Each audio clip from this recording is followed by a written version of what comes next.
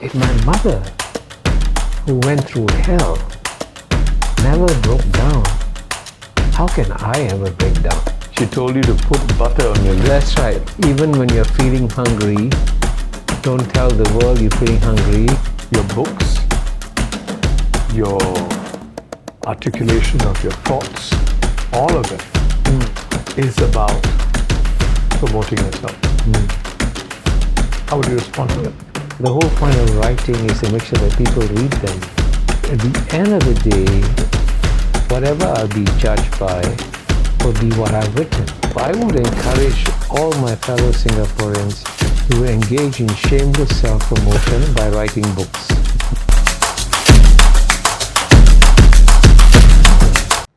Hi. Hey, hi, Viswa. Kishore. Good How to are see you. Good to see you.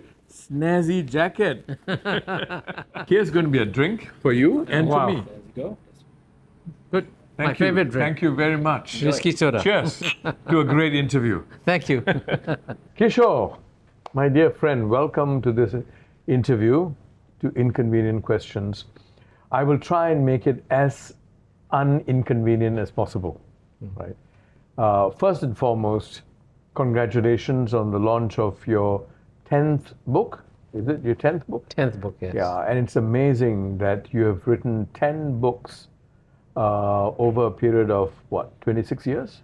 Yeah, first 26 years. Your But I first book. produced 5 books in the last 7 years. So you are a lot more productive with Since I stepped down as Dean of the Lee Kuan Yew School of Public Policy. Why? Is that because I you have mean, more I don't time? if you don't have a full-time job, I can do full-time writing. And then this amazing book, the Asian 21st Century, which has had 3.58 million downloads. Oh, that's the one that went online. It went online. Yeah. And I must say, I did that book with great resentment, Why? saying, why am I wasting my time producing a free book? They were targeting 20,000 downloads. And they got 3.58 million. 8 million. I mean, and that's amazing.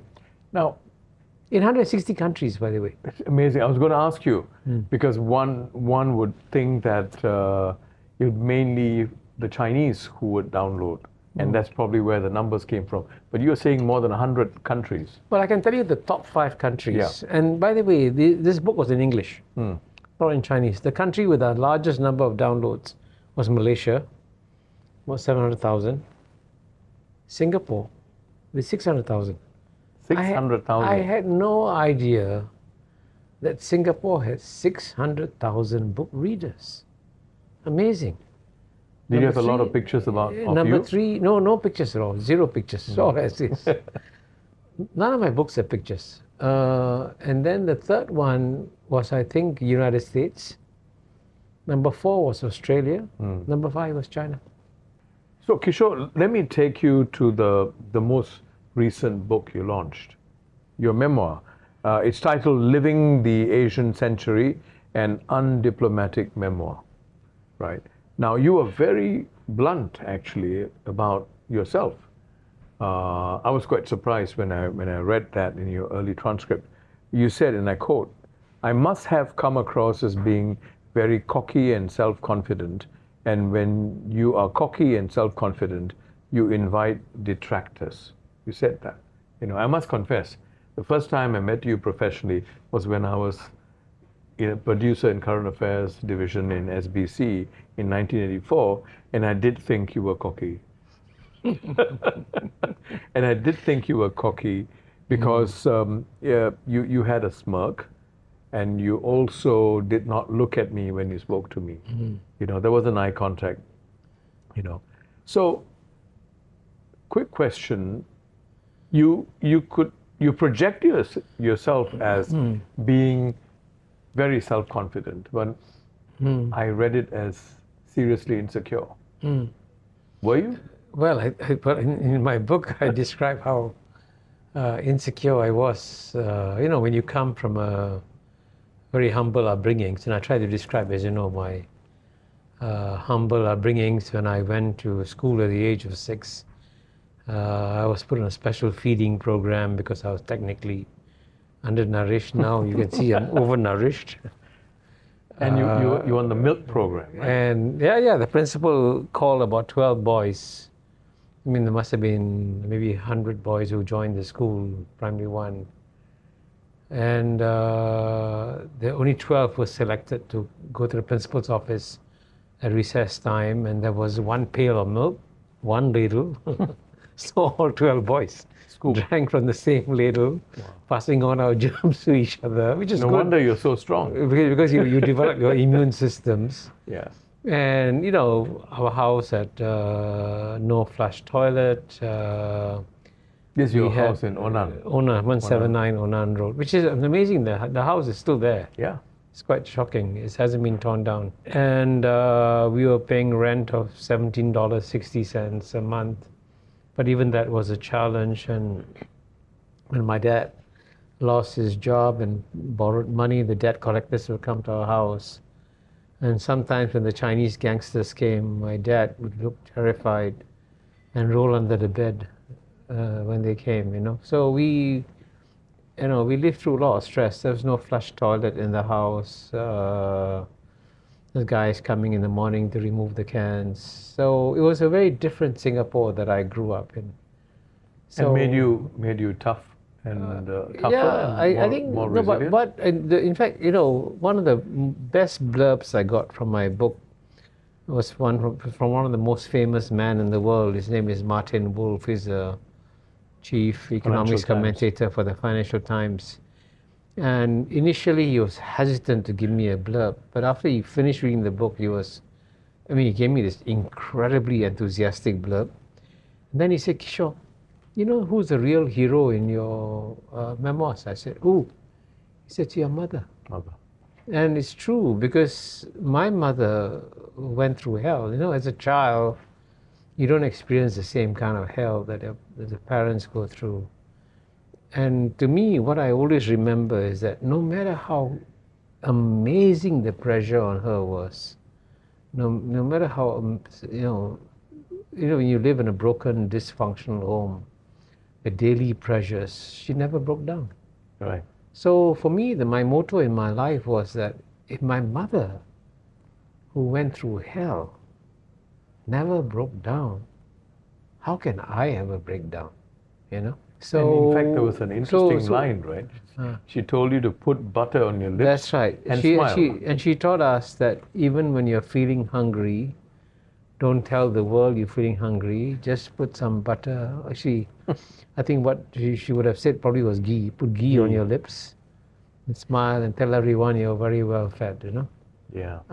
But so, she basically, more by example, she taught us courage and endurance. So I think that gift from my mother was enormous, and I've never had a chance to say a proper thank you to her. And I hope that this book, as Martin Wolf says, is in many ways a tribute to the woman who saved me.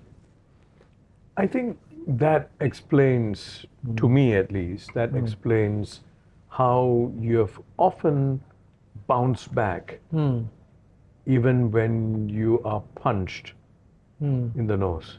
And I'll come to that in a while, but that's the imagery I have, you know. You've had many detractors. You've had clearly detractors.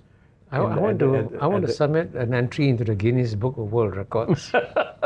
Number of detractors. Number of detractors. I think I'm number one in the world. Maybe you're underestimating your lack of popularity. No, actually, I think the number of detractors you have is not as high as one would imagine. You know, it's just that sometimes the detractors have louder voices. Right. Now, one of the detractors is Professor Donald Emerson, who was a long-time head of the Southeast Asia program in Stanford University. He's clearly not a big fan of yours. You know, he's written quite extensively, very critical of you intellectually, for example. You know, this is what he said about you. Mahbubani is entirely right to acknowledge the massive improvement in the material welfare of China's people that has taken place under its authoritarian regime since 1970s. But in its writing, Mahbubani has been far less willing to acknowledge the historical fact of bad governance in China, whose Maoist regime was responsible for the deaths of an estimated 40 plus million of its own citizens between 1949 and 1975, not to mention the official repression of Tibet. What's your response? Well, I mean, I know Don Emerson. When we were together, he would have described himself as a friend. There's always a personal dimension to all this. And Don Emerson saw himself as a leading Southeast Asian scholar, and he did some good work on Indonesia. But I think he resented the fact that more people were paying attention to me than to him. How do you know that? I was in several panels with him. I know him very well as a person. So I think what I found. Are you being smug? Huh? Are you being smug in saying that? Not being smug. I know him very well, and I feel sorry for him that he had to do that. And the point about him is that he will take selective quotes and not see the whole picture. And for him to dismiss the achievements of China was a sort of clever rhetorical tool that he used, you know. But he's not a China specialist. And he actually got used to being treated like God when he went to Indonesia. And then he found that over some time people got disillusioned with him. So, I mean, there's a personal side to this story. But what he said, what he cited, are not untruths. For example, the repression in Tibet. We shan't go too deep into these, but I'd like to move away from Don Emerson and come closer to home. Let's talk about the aggressive stance adopted by China in the South China Sea, you know, in direct confrontation with the Philippines. Right? That has had an impact on us, on ASEAN. I've not seen you highlight that or comment on that. Did it not matter to you enough? Well, then I would encourage you to read the New Asian Hemisphere. Okay. You know, I produced 10 books, right, this year. And in the New Asian Hemisphere, there's a section on the South China Sea, and in which I say that the 9-dash line that China has drawn in the South China Sea has no basis in international law. And I've also pointed out that it's been a huge mistake, a huge strategic mistake for China to try and claim any kind of sovereignty over the South China Sea, because what that does is that it undermines the UN Convention on the Law of the Sea, and it undermines the territorial rights to whatever it is, 10 miles, 12 miles, whatever it is, in the EEZ to 200 kilometers, because that it undermines China's interest, because China is now a bigger maritime power than the United States, much bigger. There are more Chinese goods traveling on the seas than American goods. American hardly exports any manufactured products. China exports amazing amount of manufactured products. So China needs open access to the seas. So China needs a global regime whereby countries will not claim large bodies of water around them. But you did say categorically that what China did in the South China Sea was not legal. Did you say that? I said the 9-dash line has no basis in international law. By the way, in common English, it means it's not legal. Absolutely. Now, so that would get us to segue to a very important incident that happened in 2017. And the reason why I'm bringing this up is it goes back to prove the point that you are a comeback kid. You know. Now, I know that this is going to be unpleasant to you, but I'm going to raise it anyway. Right. Now, in 2017, you wrote a piece in the Straits Times, and it's titled "Big Lessons for a Small Country," and I'd like to read excerpts of it. You said, Qatar ignored an eternal rule of geopolitics. Small states must behave like small states. What's the first thing we should do? Exercise discretion. We should be very restrained in commenting on matters involving great powers. Hence, it would have been wiser to be more circumspect on the judgment of an international tribunal on the arbitration which the Philippines instituted against China concerning the South China Sea dispute, especially since the Philippines, which was involved in the case, did not want to press it. When I hear some of our official representatives say that we would take a consistent and principled stand on geopolitical issues, I am tempted to remind them that consistency and principle are important, but cannot be the only trait that define our diplomacy. And there is a season for everything. The best time to speak up for our principles is not necessarily in the heat of a row between bigger powers. When I was ambassador to the United Nations in 2003, Singapore supported the American invasion of Iraq, even though it was not endorsed by the UN Security Council. As Mr. Kofi Annan said, who was then the Secretary General of the UN, this made it an illegal war. However, we prudently followed our geopolitial interests, not our principles in Iraq war. This is the gist of what you said, right? Now, as you would remember, it received a very rigorous rebuttal from one of your colleagues in MFA, former colleagues, Bilahari Kausikan. And I'd like to read excerpts of his rebuttal. I have no quarrel with what Kishore has to say about regionalism and the UN. But his first lesson, that small states must always behave like small states, is muddled, mendacious, and indeed dangerous. Kishore once never tired of saying that we must punch above our weight. He obviously has changed his mind. Kishore says Mr. Lee Kuan Yew never behaved as the leader of a small country and earned the right to state his views because he was respected by the major powers. True, but how did he earn that right? Mr. Lee and his comrades did not earn respect by being meekly compliant to the major powers. They were not reckless, but they did not hesitate to stand up for their ideals and principles when they had to. They did not earn the respect of the major powers, and Singapore did not survive and prosper by being anybody's tame poodle.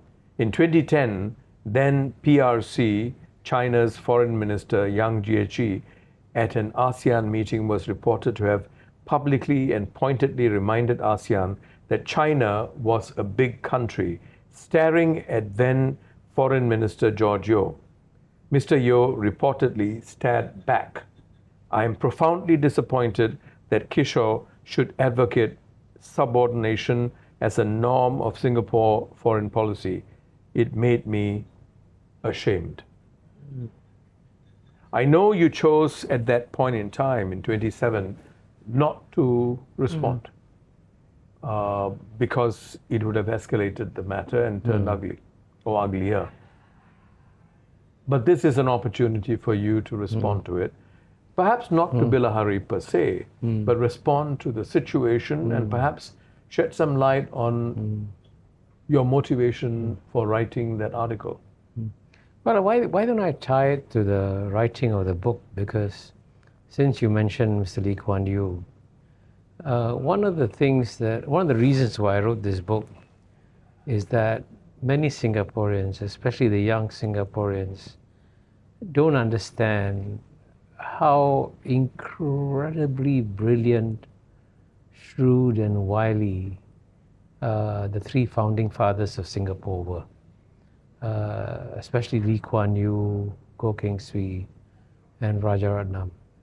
And what I try to do in my memoirs is to tell stories that describe how brilliant they were. In fact, I often claim that one reason why Singapore has been an exceptionally successful state is that our founding fathers may have been as brilliant, if not more brilliant, than the founding fathers of the United States of America. And one of the great privileges of my life is that I got to spend a lot of time with them. You mentioned the Iraq War. I can tell you, when I happened to come back to Singapore for some reason, when I was ambassador to UN in New York. I was in New York from 1998 to 2004 in the build-up to the Iraq War. And I remember I was invited to meet Mr. Lee Kuan Yew about a month or two or so, a few months before the war. And sure enough, Mr. Lee Kuan Yew asked the inevitable question, so do you think the United States is going to invade Iraq? And I said, I'm really sorry to inform you that they are going to invade Iraq. And I can tell you he gave a very deep sigh, very deep sigh. Sort of, he knew so well that this would be a disaster, but he could do nothing to stop it. So, you know, the Lee Kuan Yew's capacity to understand geopolitical issues is just amazing, off the charts. And you could see that this disaster was coming with the invasion. And in the case of Rajaratnam, I give you another example. This is an example of Prudence. Again, sorry, before you do that, what was the position adopted by Singapore? Exactly. Why did we adopt the position we? Well, I think it was very clear that our leaders calculated that our good relations with the United States were the most important thing. Of strategic interest to us. Strategic interest of Singapore. And so if we had to go along with the US, we would go along with it, which by the way, is a rational thing to do, you know, not necessarily irrational. But I was going to give you an example of Prudence. This also happened when I was ambassador to the UN. And this happened my first tour of duty, I think 84 to 89. And at that time, as you know, the Prime Minister of Malaysia was Mahathir. And Mahathir decided, you know, Mahathir, as you know, is a remarkable personality. He's prepared to do brave things, as they say. So he decided that the claims made by all the Western powers on Antarctica was so unfair. Why should the richest countries seize all the wealth of Antarctica? Why couldn't the poor countries like Malaysia? And frankly, Mahathir was right. Why should the wealthy countries take all the resources of Antarctica? Antarctica should be a common heritage of humanity. And so I thought this is a great idea. I said, so I wrote a note to MFA as Ambassador UN, hey, we should support Dr. Mahathir against these wealthy countries who are trying to seize the resources of Antarctica. How old were you then? I was very young, in my 30s then. But obviously Rajaratnam was much wiser than me. He saw this. Obviously Mahathir is going to fight the Westerners. He saw no reason why should, even if it's the right thing to do, why should Singapore unnecessarily alienate these Western countries? So he said no, and he gave me very strict, categorical instructions. Amazingly, because Rajaratnam was a very nice, flexible guy. But when it came to this issue, he was very, very clear. Non-negotiable. He basically said, Kishore, you should not open your mouth on Antarctica, basically. So I kept my mouth shut. You know, even though I thought what Mahathir was doing the right thing. So, you know, that's prudence, you know.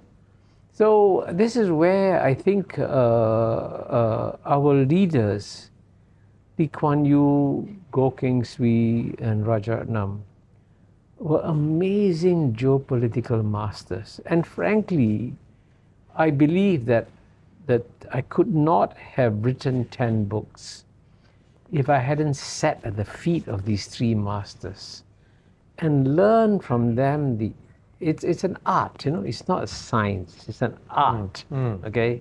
This is not like Newton's law or whatever it is. This is an art. An art for understanding how geopolitics works, how complex it is. The interplay of history, economics, leaders, all coming together, and then you get to see the whole big picture. It's not a clear-cut binary issue. Yeah, and it's very, very, very complex. And basically, I learned from Lee Kuan Yew, Goh Keng Swee, and Rajaram the art of mastering complexity, and try to explain the complexity in ways that could reach out to everybody. So, my book was in one way, in a personal level, a tribute to my mother, because I really think without her I wouldn't have succeeded.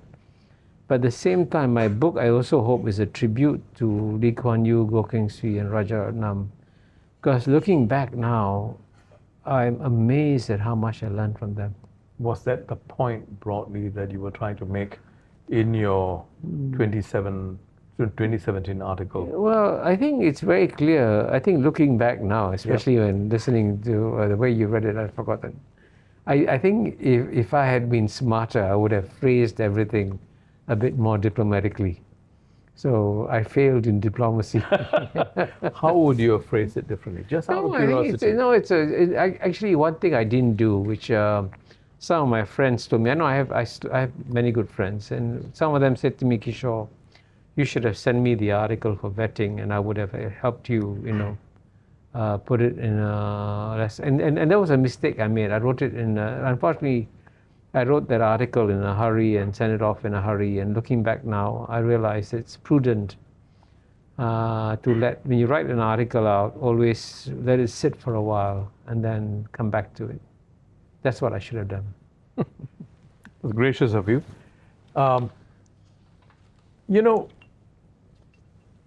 What I find intriguing is that you spent 26 years, writing these books, and you started by asking the question in your first book, can Asians think?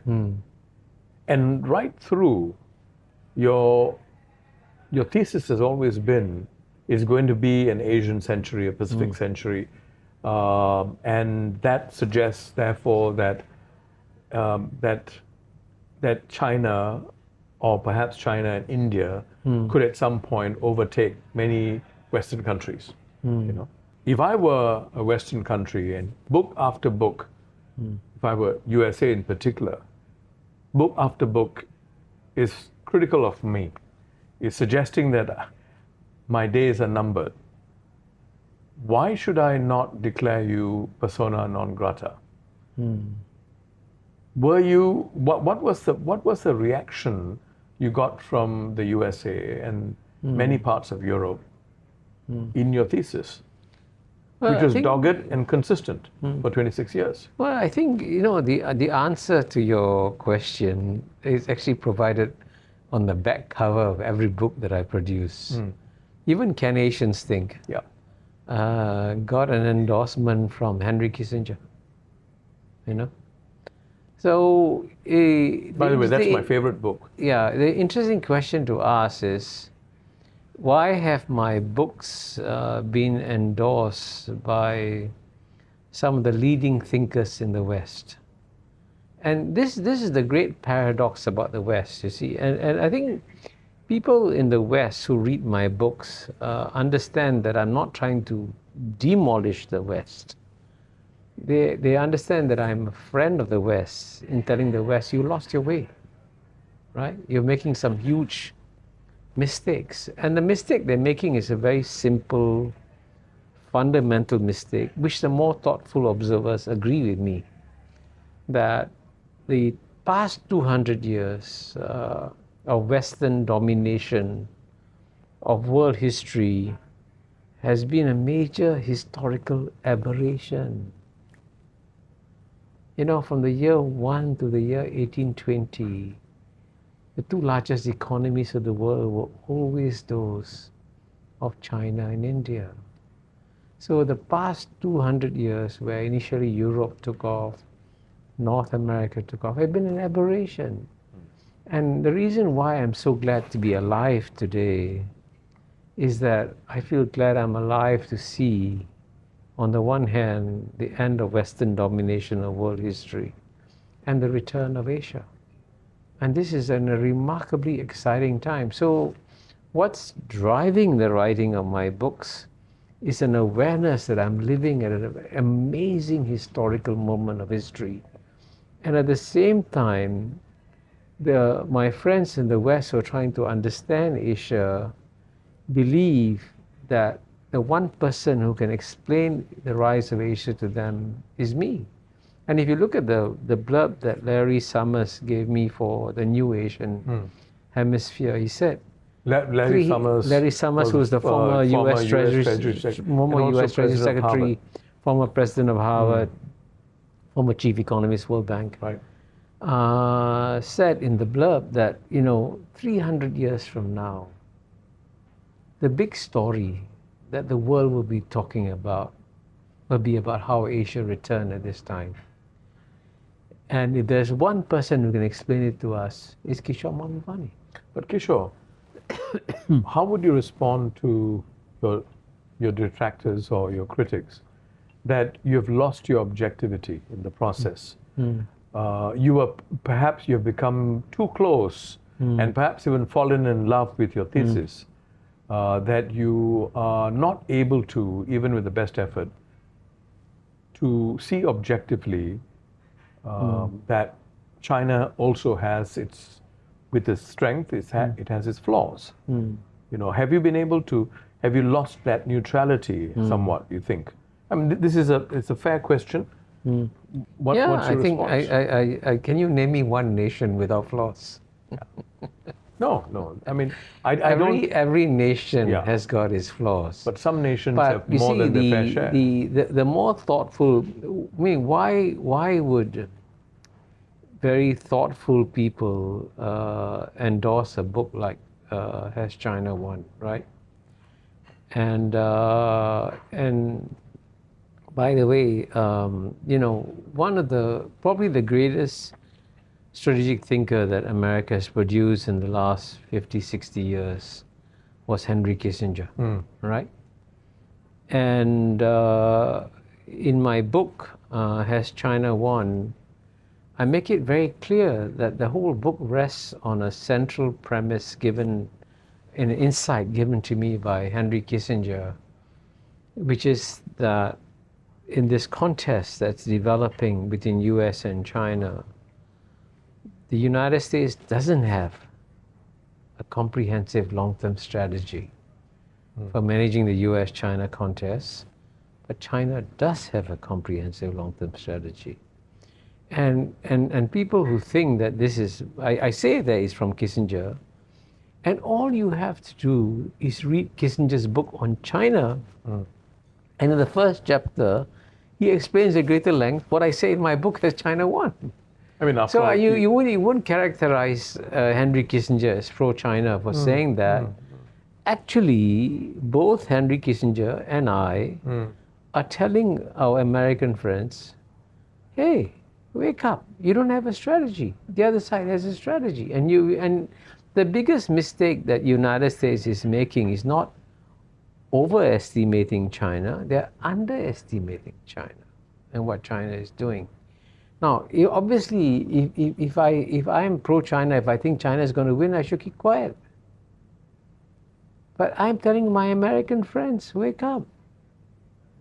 The challenge you're taking on is much bigger than you think to be.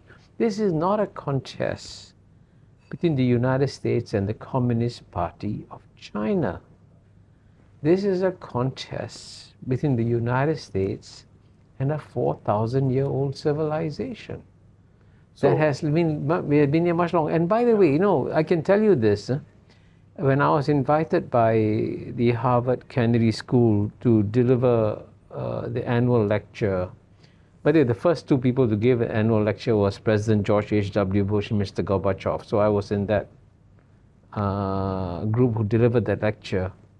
And when I gave the lecture on the subject, what happens when China becomes number one, that lecture at Harvard University has now had 4 million views on YouTube. 4 million. So why, and many of this from the West, by the way, why would the West listen to me if I was just a propagandist for China? The West listens to me because I try to explain the real China to them. And of course, the real China goes against the traditional Anglo-Saxon narrative. And the Anglo-Saxon narrative, sadly, and by the way, the more thoughtful people in the Anglo-Saxon world agree with me, has become propagandistic. And they're undermining themselves, Right. because at the end of the day, the advice of Sun Tzu was valid: know thyself, know thine enemy, fight 1,000 battles, win 1,000 battles. And if you don't understand your enemy, you don't understand how China is succeeding and thriving, then you're going to end up being in a difficult position. And by the way, I must emphasize to you that the more thoughtful people in the Anglo-Saxon world read my books and endorse my books because they realize I'm trying to help the West. So, is there something here that we can learn from the West, like the USA? They have not dismissed you. Some have. They have not dismissed you. They're still inviting you back. Your book launch, one of the venues is Harvard University, and as well as New York, from what I understand. Now, what is it that makes them, even though they disagree with you, even though you're critical of them, to continue to invite you? And at the end of the day, when people from the West speak to me, they feel that they're speaking to a member of their tribe because, as you know, my undergraduate training was in Western philosophy. So when I argue with people in the West, they can immediately recognize what I'm saying because I'm using the concepts And how you're and saying. ideas and structures and metaphors that come from the Western universe. So they feel that they can talk to me directly. So, you know, so if you look at my book, my memoirs, as I said, it's a tribute to my mother. It's a tribute to the 3 founding fathers of Singapore who taught me so much. And it's also a tribute to the Western philosophy that I learned. And I describe how amazingly excited I was when I was studying Western philosophy at the National University of Singapore. And as you know, if you read my memoirs, you'll see that I wasn't supposed to go to university. Instead of being in university reading about Wittgenstein or R.M. Hare, I should have been a Sindhi Selling textile textiles. salesman selling textiles. So that's another reason for my memoirs. I want to say a thank you note to Singapore for having given me this incredible opportunities to grow and thrive. Because if I hadn't had the President's Scholarship in 1967, I wouldn't be here talking to you.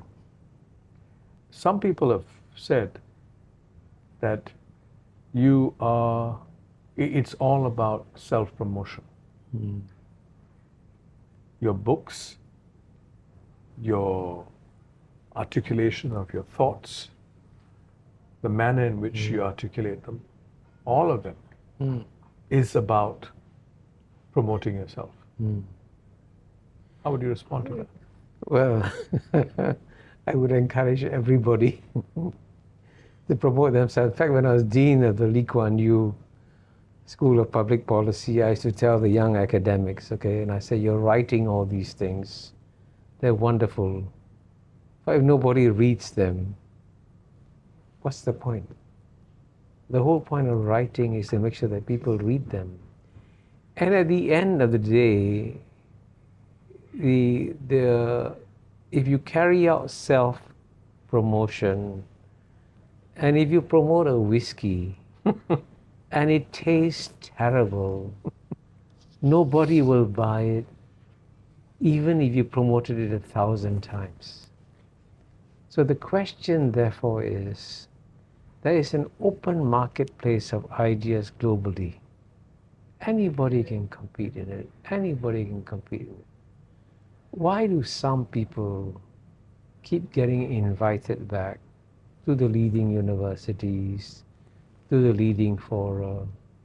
Why is it that some people, their books sell and travel around the world and get cited and quoted?